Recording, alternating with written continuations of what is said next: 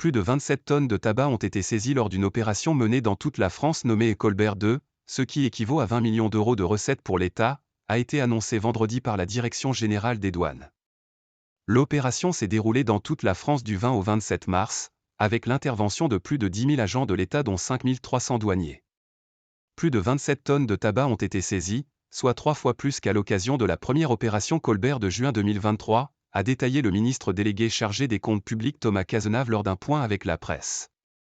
Le ministre a salué des résultats historiques, représentant 1,7 million de paquets, 33 millions de cigarettes et un préjudice de 20 millions d'euros pour l'État. Le trafic de tabac représente plusieurs milliards d'euros de pertes pour les finances publiques chaque année. Les douaniers d'Aix-en-Provence ont réalisé la plus importante saisie de l'opération, sur route, avec 10,4 tonnes de cigarettes. Au total, l'opération a donné lieu à 108 interpellations et l'ouverture de 52 dossiers de demande de fermetures administratives pour des établissements écoulant la marchandise illicite.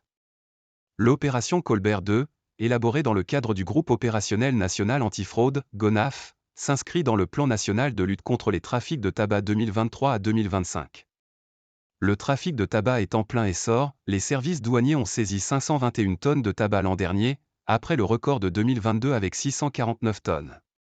Les cigarettes interceptées sont systématiquement détruites. Depuis décembre 2021, les autorités ont démantelé 5 usines clandestines de fabrication de cigarettes en France, véritables machines à cash des organisations criminelles, souvent spécialisées dans le trafic de stupéfiants, qui cherchent à se diversifier. Si le tabac était visé dans le cadre de l'opération Colbert 2, d'importantes saisies de stupéfiants ont pu être réalisées par les autorités. On a fait aussi des saisies importantes de stupéfiants, notamment dans le sud de la France à Montpellier, où près de 400 kg de résine de cannabis et 114 kg de cocaïne ont été interceptés, a détaillé Corinne Cléostrate, sous-directrice des affaires juridiques et contentieuses des douanes.